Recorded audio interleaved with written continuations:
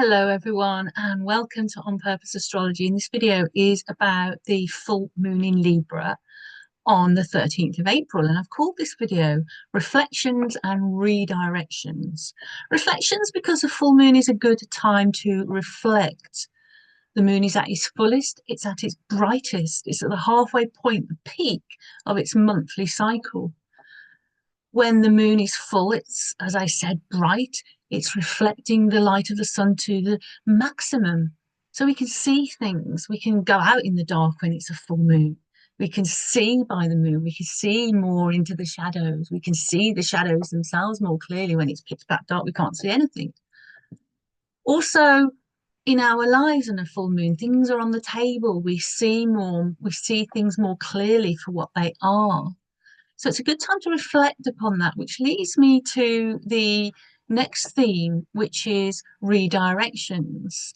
Why this particular full moon is good for reflecting is because the ruler of the moon in Libra, which is Venus, is at a standstill in this chart. Let's look at the chart and I will show you what I mean. Here we go. So you can see here at the top of this chart, you've got the moon in Libra. Now it'll fall in a different house in your chart, most likely in a different position. But for this chart, it just happens to be falling just at the top of the chart. Now, if we look at the ruler, Venus, as I said, Venus is the ruler of Libra. So we look at Venus as an important planet to give us some clues to, help us to navigate or to show us the themes of this full moon. Now, Venus has been going retrograde for 40 days, 40 days. It's been going backwards. But on the full moon, on the 13th of April, it stations. It's at a standstill. It's not moving. It's stationary. It will go forward out of its retrograde later in the day on the 13th of April, but for now, it's not going anywhere. So again, we can use this time of the full moon to reflect. And what should we reflect upon? Well, relationships, our values, perhaps finances as well. But I'll focus on relationships for now. Venus is a relationship planet.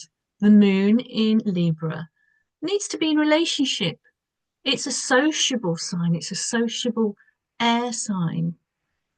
It likes to be in a romantic relationship.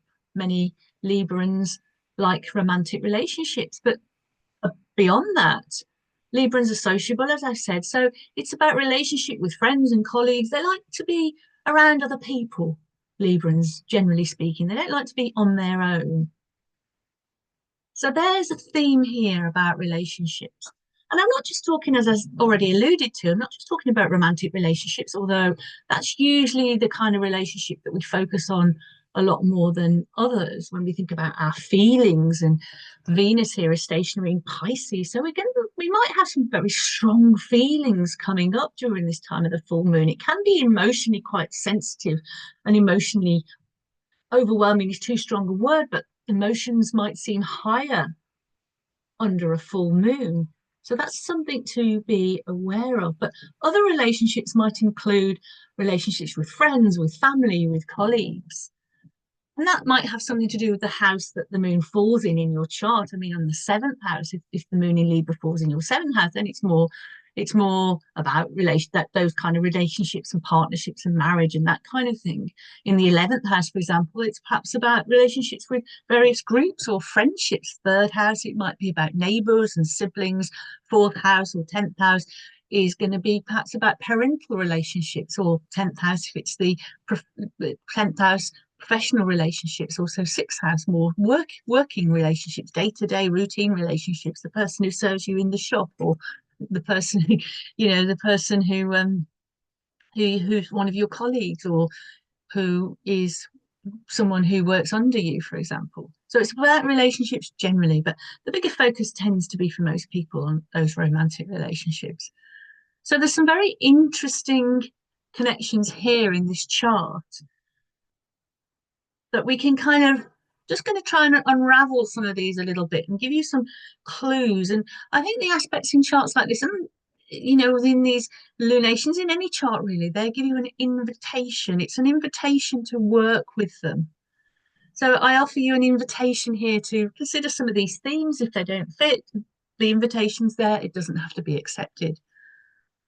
But the moon is obviously opposite the sun in Aries. So we want that balance there. We want to think, perhaps we can reflect upon the balance of that give and take, where we compromise or where we don't compromise, where we are dependent or where we are independent. So you can see there some of the major themes of that axis between Libra and Aries that might be under consideration at this time for some of you. Then there's a T-square here. You can see that T-square, a cardinal T-square. This opposition of the sun and moon, this full moon, is in a T-square. And the axis of the T-square is Mars in Cancer.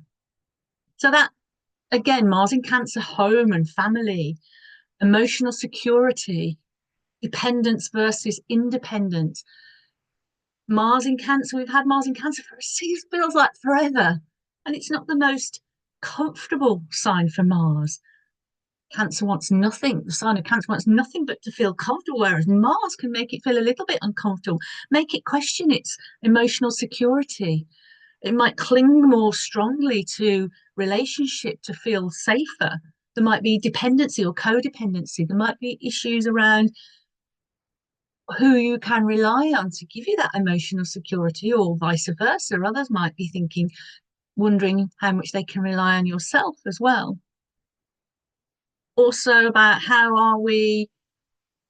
can we be selfishly, so healthily selfish? How can we look after ourselves? As I said, that sun is in Aries here. It's about looking after yourself and being yourself as well. I think one of the lessons over the last couple of years or so is about being our authentic self, waking up to who we are, to understanding what our values are. And Venus is all about values. What are our values?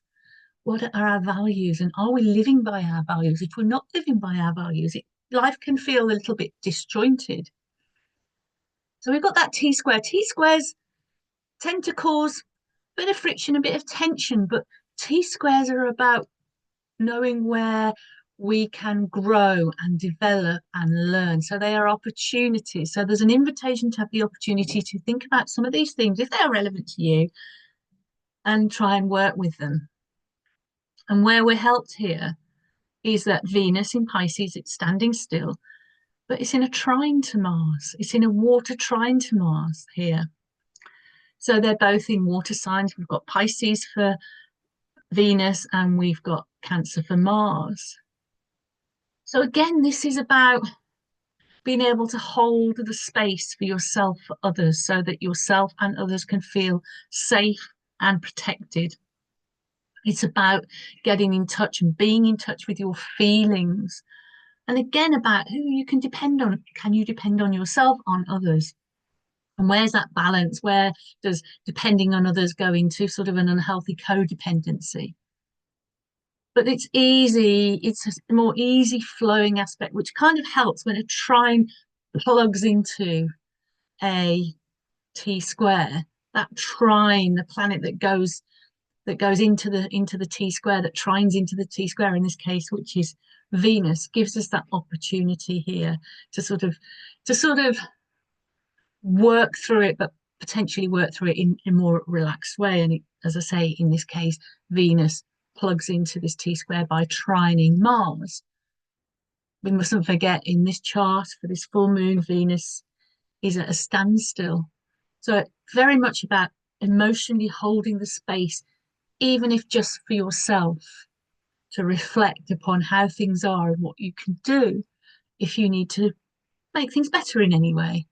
You might have a great relationship if we're talking about your partner, but there's little things that kind of nag you a little bit, little things that kind of trigger you, that that maybe open old wounds for you. You can see that Chiron in Aries is conjunct the sun here. Chiron, the little green glyph next to the sun, that's in like the shape of a key.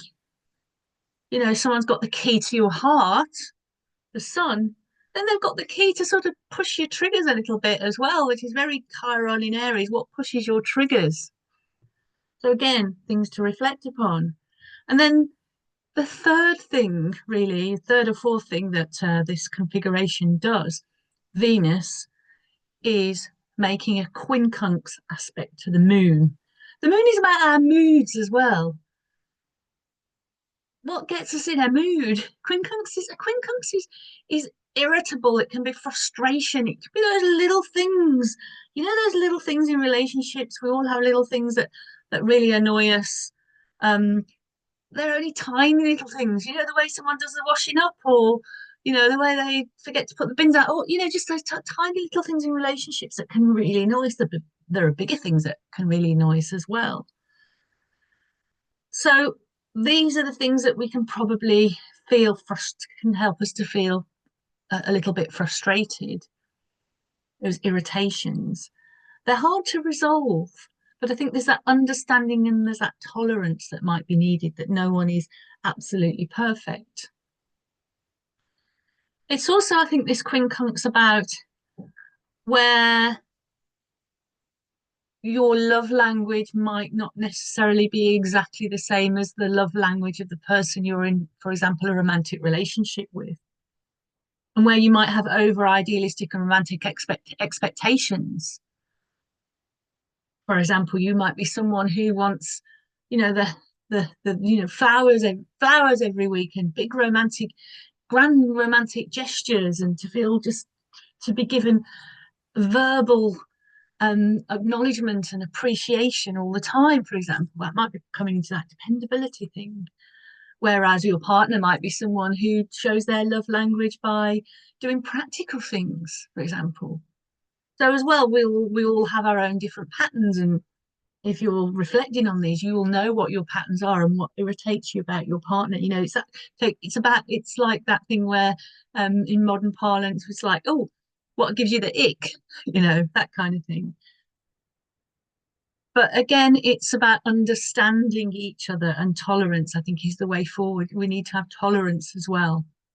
So there's an opportunity here to think and reflect on relationships, what might be sort of these minor little irritations that you might need to give more tolerance to, but also what you might need to work through, particularly around emotional security, feeling held and feeling supportive, and what are your needs in a relationship? Where are they, or are they not being met?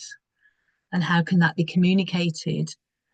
That Mercury is now going forward again, as I've already mentioned, perhaps makes that a little easier. So there's a few things to sort of, talking about the personal planets here, really. Those personal planets making some really interesting connections in this full moon chart. So particularly if any of these planets really key into your chart, they're on an angle quite tightly, they're on a planet, another personal planet, or even an outer planet, quite intensely, they're very close. For example, if you have a personal planet or any planet 24 degrees of Virgo, for example, that would be immediately opposite, tightly opposite that Venus there. So look at your own chart here. So I would also like to add here that we have got Jupiter in Gemini, making a fairly wide area trying to the moon here. But there's an opportunity to talk, an opportunity to communicate, an opportunity to talk about your feelings. There's an optimistically going into it optimistically with hope. So there's some hope there as well. And then, of course, that Jupiter also is in a sextile to the Sun in Aries. So again, we've got some really helpful aspects here. We've got the potential tension that needs to be worked through, the potential irritation, because things could just feel bigger and more intense on a full moon. But we've got those lovely opportunities. We've got that lovely opportunities through a trine and a sextile to really get in touch with our feelings and to sort of talk them through. So I'd like now actually to take a bit of a side order of mundane astrology, if you will allow me. stick with this video if you're interested in this. If not, this is pretty much most of the content I'm going to be sharing with you on the personal effects of this full moon. But I'd like to share a couple of things about Neptune in Aries, which is in a applying sextile to Pluto, and also the current sextile between Saturn and Uranus, more on the mundane astrology side of things. I've already done a little video on Neptune in Aries. It's about, I think, 25 minutes long, something like that. It's quite a short video. What I didn't mention is that Neptune is applying now to sextile. You can see it in this chart. This is why I want to talk about it, really, because it is part of this full moon. These aspects are in this full moon chart, but they're more unless they're more aspects of the collective and collective forces and collective themes and collective unfolding, really, which of course the collective affects us as well personally. And of course, if these are really strong on your chart, you will be feeling them. But we have, as I said, Neptune has gone into Aries in what is it? Days ago. Can't remember the exact date. Here we go. Neptune went into Aries. I should remember this. You see, Neptune, it's hard to remember things when it comes to Neptune. Neptune went into Aries. Of course it did, on the 30th of March. So yes, very long. It was just a couple of weeks ago from this full moon. You know, if you're looking at this on the full moon, it was just a couple of weeks ago. I'm recording this actually on the 7th of April. But it's in a applying to an aspect, a sextile aspect. Sextiles are pretty good. They give us opportunities. They offer opportunities. It's a more easily flowing aspect. Of course, we have to take up the opportunity. So collectively, this Neptune applying to Pluto by sextile. It's a long-running sextile, by the way, so we're going to have a lot of time collectively and maybe individually working with this. It's an invitation. Again, it's an invitation, always an invitation. Never, we don't have to do anything. We have kind of free will, I guess, more or less. But that invitation is to step into higher ideals, to fight, Aries, for fairer collective values, for more equal collective values. It's interesting that Neptune in Aries Neptune generally is associated more with, if we're talking politics, it's associated with left-wing politics. And there's another cycle that's going on at the moment, which I will talk about. I've already mentioned it, which is Saturn-Uranus cycle, is associated with right-wing politics. So it'd be also a sextile. There's a sextile between Saturn and Uranus, and that cycle, as I said, is associated with right-wing politics. So it's going to be interesting and these a good couple of years or so, these sextiles are going to be relevant. So it'll be interesting to see what happens. We're seeing actually in the world at the moment, there's a shift to more right-wing values, more right-wing politics, more right-wing governments. So it'll be interesting to see. Now Neptune is in Aries. Now it's in a sextile to Pluto. It's applying at the moment. It's coming in. It's going to be with us for a long time. Be interesting to see what the left ideologies, the left politics does. Neptune can be about politically unrealistic aims and dreams. But really, collectively, we have the opportunity here with this Neptune-Pluto to dream up a new world and then have the courage, Aries, to take action. It's kind of a wake-up call, really, for humanity, to wake up from the dream, the illusion that we might have been sold about how the world is and how the world should be, and dream up a new vision. So, as I say, it's a really good opportunity. It's a creatively fertile aspect, this sextile, creatively fertile. So we shall see. Fighting for peace, it's Pluto is, of course, about power and transformation. So, who holds the power, and how can we transform power into something that's empowering rather than toxic in our world? But then to look now at the Saturn-Uranus, which is really interesting.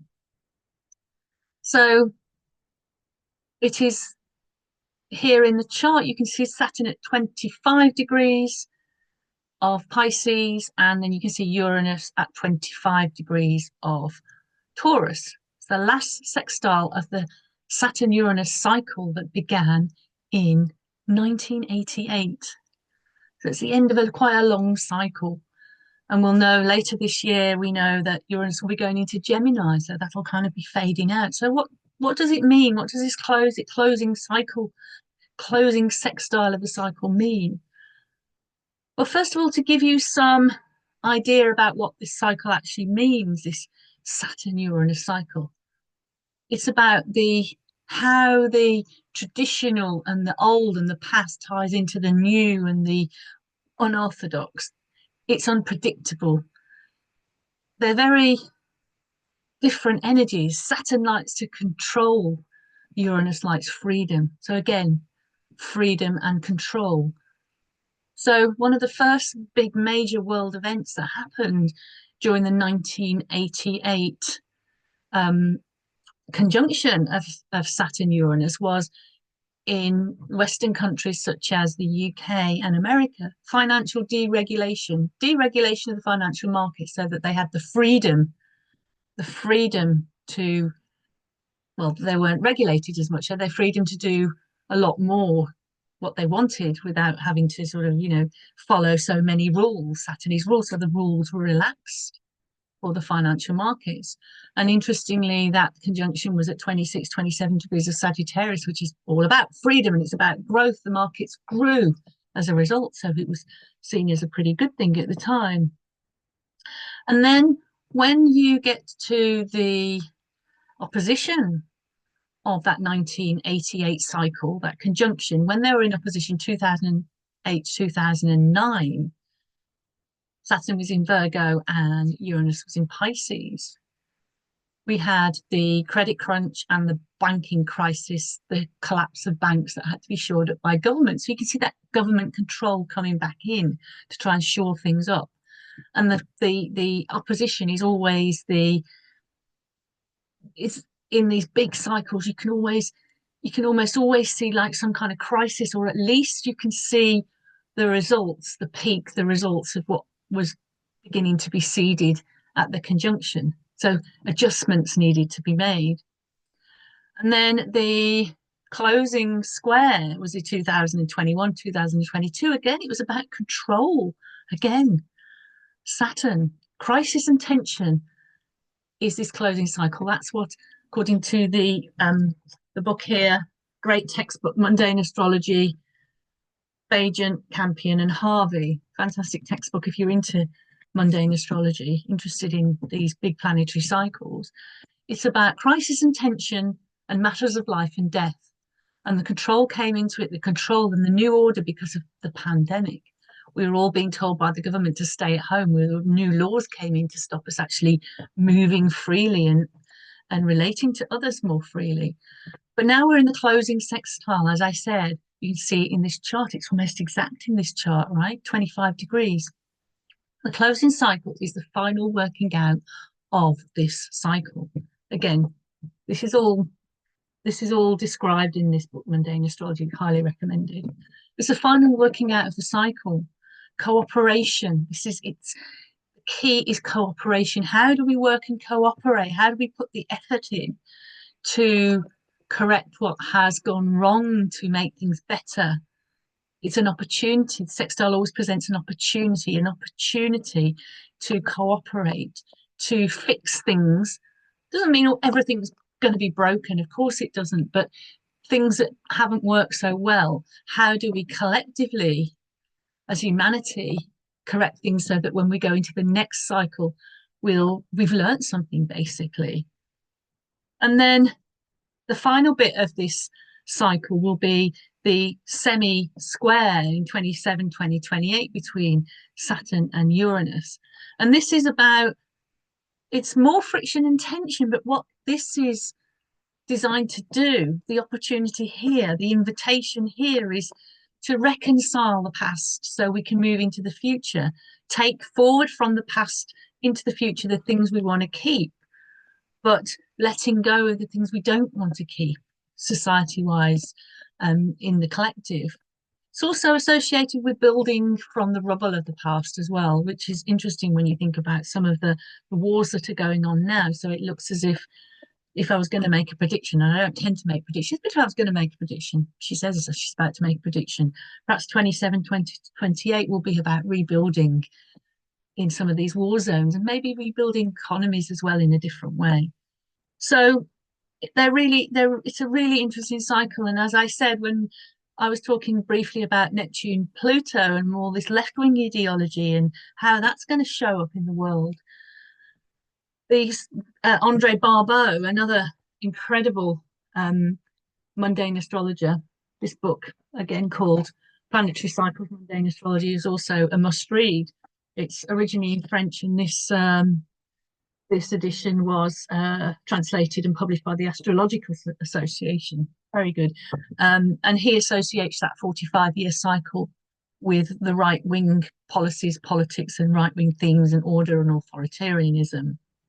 The process of the evolution of capitalism as well, and imperialistic tendencies. And I think we're seeing imperialistic tendencies coming back in as we get towards this end of this cycle where we've had the opposition, we've had the closing square, and it's getting to the end, and it's kind of that push towards, we've got to complete the themes of it.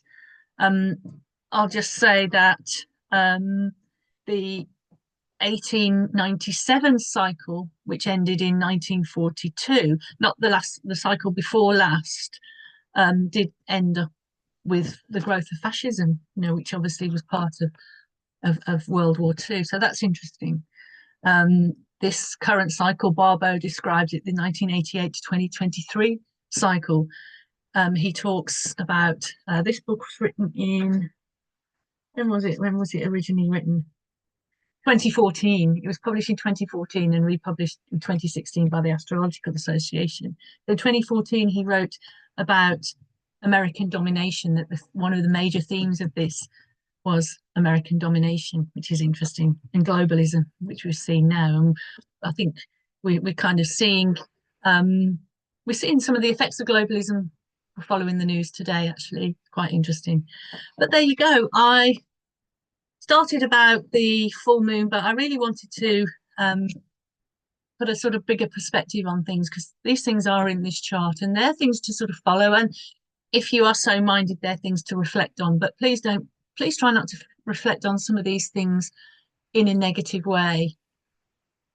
Venus is the planet of love. So let's all, Venus is the planet of love, and the sun is opposite the moon in Libra, which is ruled by Venus, and the sun is opposite. The sun is all about our heart. So let's just try and put love in our heart and send love from our heart out to the world at this moment. And some of that Venus in Pisces, love and compassion, can go out into the world as well. With that, I would love to say goodbye and thank you so much for watching. Love you as always. Bye-bye.